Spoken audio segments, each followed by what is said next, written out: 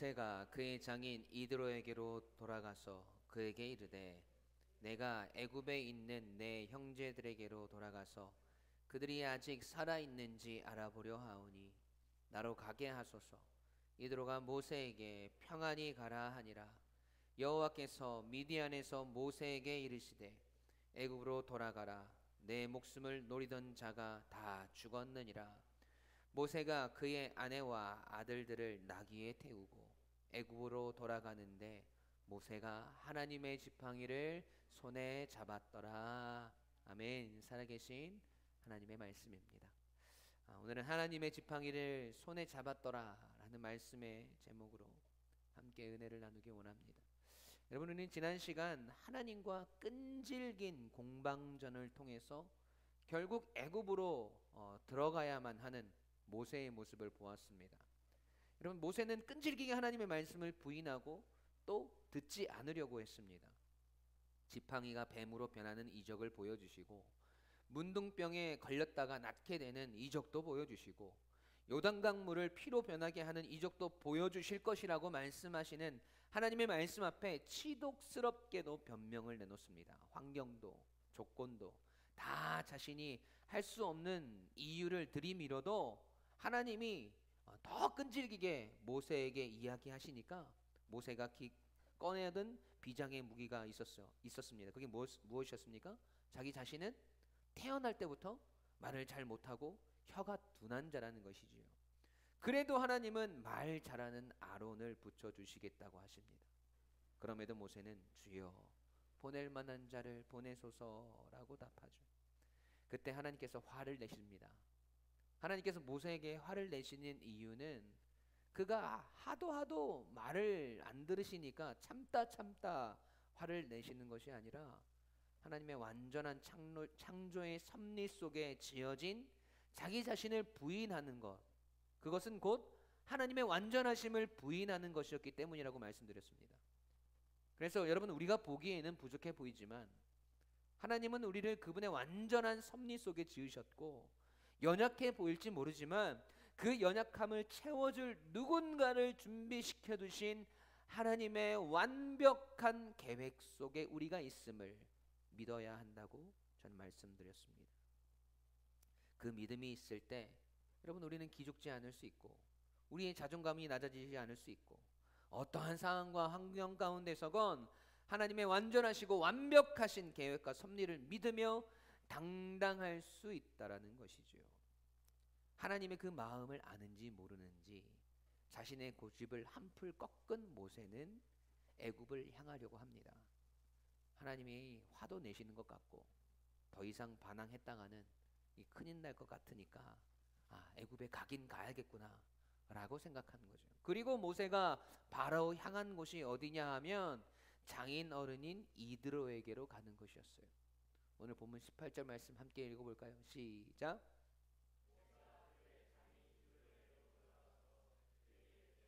내가 애굽에 있는 내 형제들에게로 돌아가서 그들이 아직 살아있는지 알아보려 하오니 나로 가게 하소서. 이드로가 모세에게 평안히 가라 하니라. 아멘. 여러분, 모세가 왜 장인 이드로에게 갔느냐 하면 당시 고대 근동 사회의 모든 남자들, 모든 성인 남자들은 곧 그 나라나 부족 혹은 가족의 생산력과 군사력 그 자체였습니다. 그 부족의 남자가 얼마나 많이 있느냐에 따라서 그 부족의 강인함이 드러나게 되어 있었다는 것이죠. 그래서 남자들이 자신들의 부족과 사는 지역을 떠나고자 했을 때는 반드시 족장의 허락이 필요했어요. 그래서 모세가 장인이 이드로에게로 간 것이죠. 모세가 맨몸으로 애굽으로부터 나왔을 때 자신을 받아주었고 또한 딸을 아내로 내어주었고 40년이나 함께 살았던 장인 이드로에게 미디안을 떠나겠다고 말하고 허락을 받아야 했다는 것이죠. 그런데 모세의 진짜 마음은 무엇이었을까요? 이제 정말 내가 애굽으로 들어가서 하나님의 말씀대로 이스라엘과 바로에게 하나님의 말씀을 전하고 이스라엘을 애굽에서 빼내와야지 하는 결의에 찬 마음이었을까요? 그런 모습이었을까요? 아니에요. 하나님께서 주신 소명을 향한 자신감이 아니었습니다. 모세의 모습을 보세요. 여러분, 모세가 그의 장인 이드로에게로 돌아가서 그에게 뭐라고 이야기하냐면, 내 형제들에게로 돌아가서 그들이 아직 살아있는지 알아보려 하오니 라고 이야기합니다. 여러분, 그런데 하나님의 말씀 그게 아니었지 않습니까? 하나님은 분명히 모세에게 애굽으로 가서 이적을 행하고 바로에게 하나님의 말씀을 대언하고 애굽에 속박되어 있는 이스라엘 백성들을 애굽에서 빼내어서 자신이 하나님을 만난 그 산에서 하나님을 예배하는 일이었어요. 그리고 최종적으로는 그들을 약속의 땅인 가나안 땅으로 인도하여 내는 거였습니다. 그런데 지금 모세는 이스라엘 백성들이 살아있는지 알아보려고 애굽으로 들어간다고 이야기합니다. 전혀 다른 이야기를 하고 있죠. 왜요? 왜 그랬을까요? 아직 자신이 없는 거예요. 여러분, 모세가 정말 이스라엘 백성들이 애굽에서 잘 살아 있는지 못 살아 있는지 모릅니까? 몰라서 그럽니까? 아니요. 잘 알고 있어요. 하나님이 그들을 애굽에서 빼내오라고 하셨다는 것은 동족 이스라엘이 아직 애굽에서 살아 있다는 겁니까? 죽었다는 겁니까? 살아 있다는 것입니다. 다 알고 있는데 이상한 말을 해요. 진짜 모세의 마음은 감히 자기가 받은 그 큰 소명을 말할 자신도 없을 뿐더러 자신이 애굽에 가서 형제들이 살아있는지 알아보려고 한다면 장인어른께서 한마디 해주시기를 바랬던 거예요. 그래서 모세는 장인어른에게 어떤 말을 원했을까요?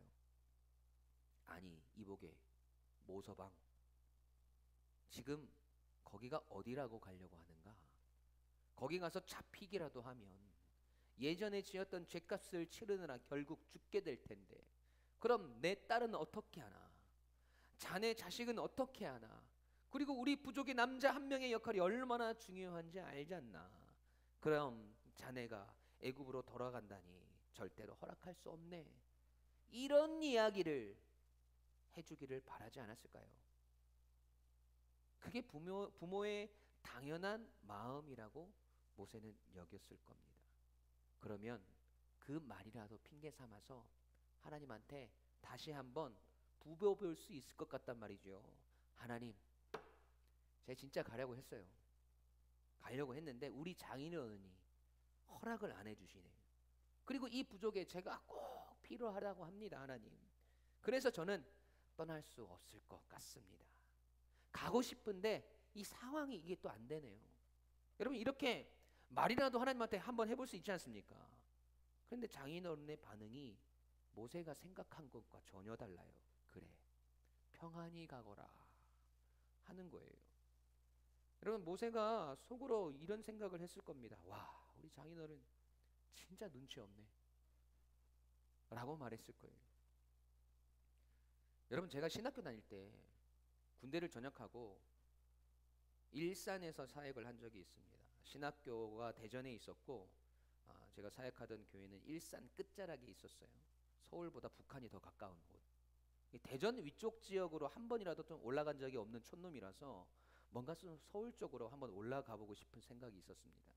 그래서 사역자를 구한다는 광고를 보고 패기롭게 면접을 보러 갔어요. 그런데 대전의 신학교에서 교회까지 차를 몰고 제가 갔는데 서울 톨게이트까지 1시간 반이 걸렸어요. 근데 서울 톨게이트를 나와서 서울로 들어서서 강변북로를 타고 일산의 교회까지 3시간이 넘게 걸리는 거예요. 그래도 도착을 해서 면접을 잘 봤습니다. 목사님 만나 뵙고 교회도 둘러보고. 그렇게 면접을 마치고 돌아오는 길에 문득 제가 생각이 든 거예요. 와, 이걸 내가 매주 할 수 있을까? 매주 왕복 8시간 차가 안 막힐 경우입니다. 이 8시간을 넘게 달려서 주말에 사역하고 다시 학교에 와서 공부하려면 너무 힘들지 않을까? 제 머릿속으로 온갖 힘든 생각들만 하고 있는 거예요. 그래서 갑자기 드는 생각이 있었습니다. 면접에 떨어졌으면 좋겠다. 여러분, 이게 솔직한 마음이었어요. 자신이 없는 거예요. 여러분, 그래서 제가 내려가면서 어머니한테 전화를 드렸어요. 엄마, 나 지금 일산에 있는 교회에 전도사 면접 보고 왔어요. 그런데 와, 오가는 길이 너무 머네. 왕복 8시간이에요.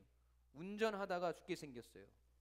아니 이제 가서 잠만 자고 바로 또 월요일부터 수업해야 하는데 이걸 계속 할 수 있을지 모르겠어요. 면접은 잘 본 것 같은데 잘 모르겠네 라고 말씀드렸단 말이죠. 여러분, 제가 어머니께 전화를 거는 저의 진짜 목적이 무엇이었을까요? 모성애를 좀 이용하고 싶었어요. 아들을 걱정하는 어머니의 그 마음을 핑계 삼고 싶었다라는 거죠. 그래서 어머니께 어떤 말을 기대했냐면, 아이고 어떻게 그렇게 멀리까지 사역을 하려고 하고 다녀.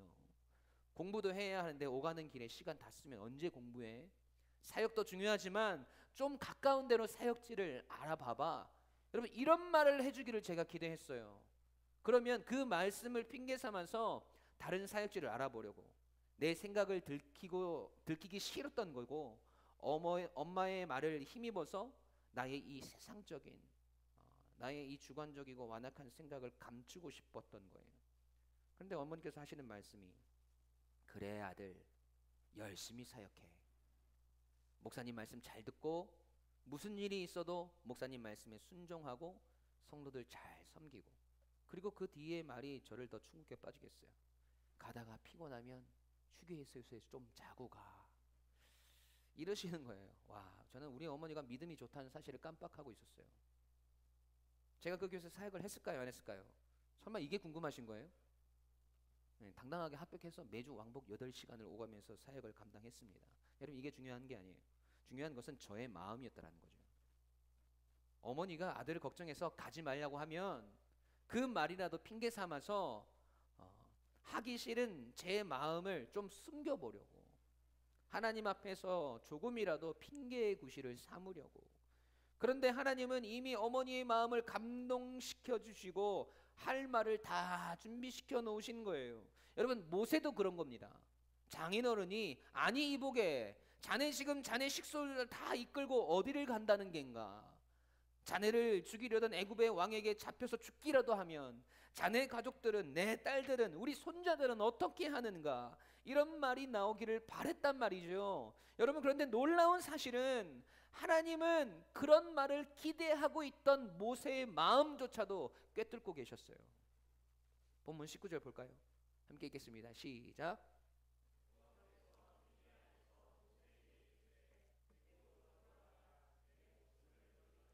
다 죽었느니라. 아멘. 모세야, 지금 무슨 생각을 하고 있는 거니?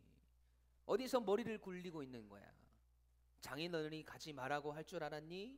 너를 죽이려고 했던 애굽의 왕이 아직도 걱정되니? 걱정하지 말거라. 내가 알아서 다 세팅을 다 해놨다 라고 하시는 거예요.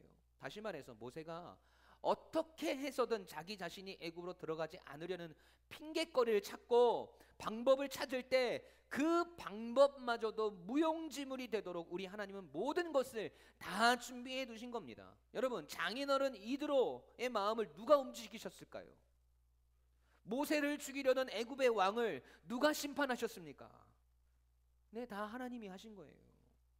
하나님은 아브라함과 이삭과 야곱에게 하신 그 약속을 지키시기 위해서 아주 오래전부터 이 일을 계획하시고 준비하셨습니다.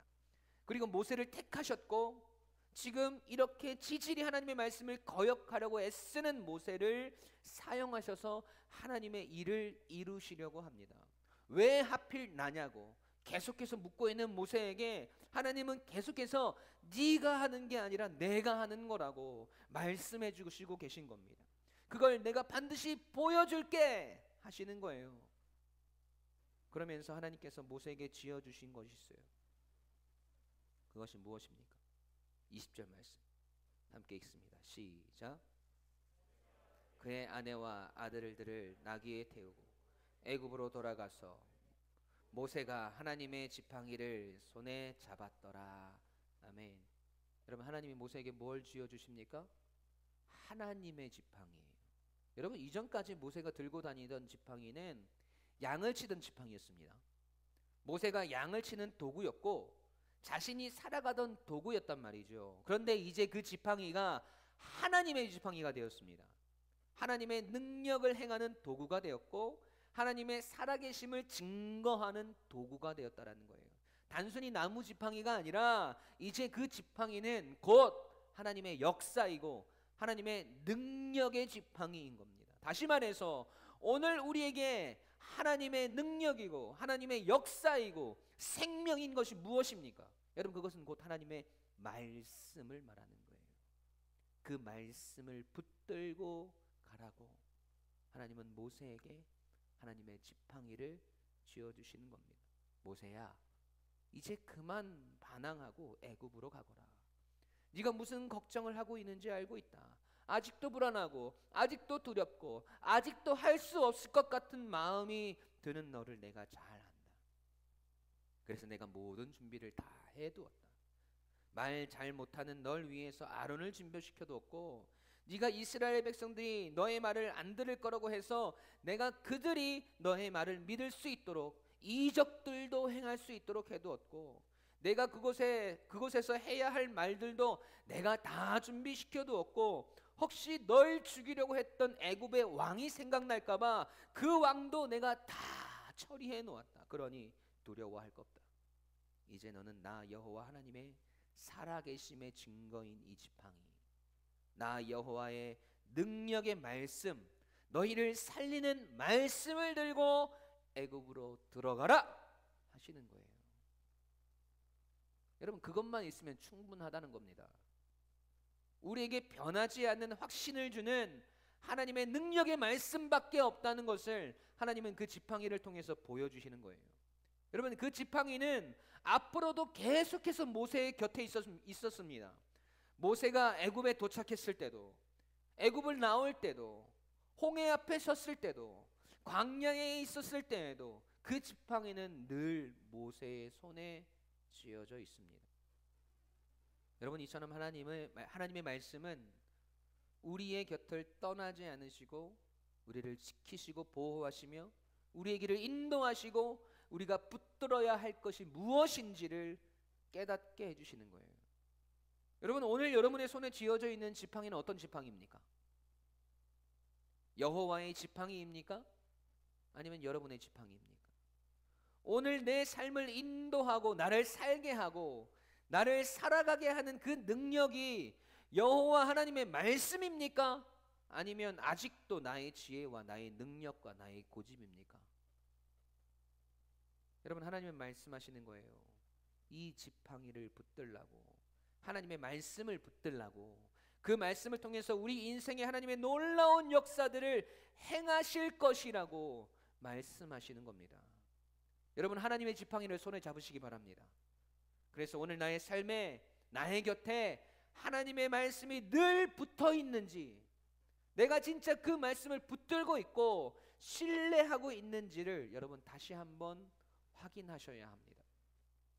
어떻게 해서든 내 삶에 내가 원하는 대로 하고 싶은 핑곗거리들을 찾으려고 하고, 어떻게 해서든 내 생각을 관철시키고 이루고 싶은 욕심들로 살아가려고 하고, 어떻게 해서든 하나님의 지팡이보다 내가 원하는 지팡이를 들고 싶어하는, 여러분, 그런 완악한 우리의 모습들을 내려놓고 여호와 하나님의 말씀의 지팡이를 들고 그 말씀이 살아 역사하는 여러분의 삶의 현장이 되고 신앙의 여정이 되시길 간절히 소원합니다. 여러분, 하나님께서 우리를 부르시고 우리에게 소명을 주시고 사명을 주신다고 하실 때는 우리가 생각하는 그 사명의 길에서의 수많은 걸림돌들과 우리가 어렵다고 생각하는 모든 조건들을 향한 모든 하나님의 해결 방안이 있으시다는 것을 여러분, 우리는 믿어야 합니다. 그 확신을 하나님은 늘 우리에게 말씀으로 주세요. 모세야, 두렵니? 평안히 가거라. 모세야, 바로에게 잡힐까 무섭니? 네 목숨을 노리던 자가 다 죽었느니라. 모세야, 못할 것 같니? 내가 이 일을 행할 것이다. 모세야, 걱정이 되니? 내가 반드시 그 일을 행할 것이니 두려워 말아라. 여러분, 이 말씀이 지팡이가 여러분 손에 쥐어져 있어야 된다는 거예요. 아무개 성도야, 너의 인생이 두렵니? 평안히 가라. 내가 너와 함께 할 것이다. 아무개 집사야, 너의 인생이 악한 것들에게, 두려움에, 절망에 붙들릴까 무섭니? 너의 마음을 너의 생명을 노리던 자가 다 죽었느니라. 아무개 권사야, 이 일을 못할 것 같니? 내가 이 일을 행할 것이다. 여러분, 오늘도 하나님은 우리에게 말씀하시며 여호와 하나님의 말씀의 지팡이를 지금 이 시간 여러분들에게 쥐어주고 계십니다. 여러분, 그 지팡이를 붙드시기 바랍니다.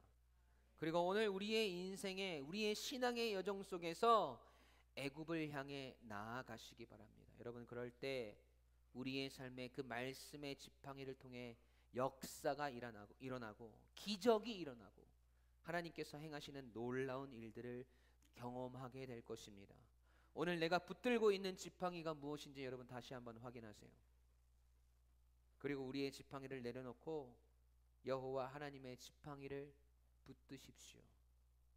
그 말씀의 지팡이 붙들고 오늘도 승리함으로 살아가는 하나님의 역사와 능력의 행하심의 주인공이 되는, 반드시 그 역사들을 경험하는 우리 성도님들의 삶이 되시길, 가정이 되시길, 삶의 여정이 되시길 주님의 이름으로 간절히 축원합니다. 아멘. 우리 함께 찬양하시겠습니다.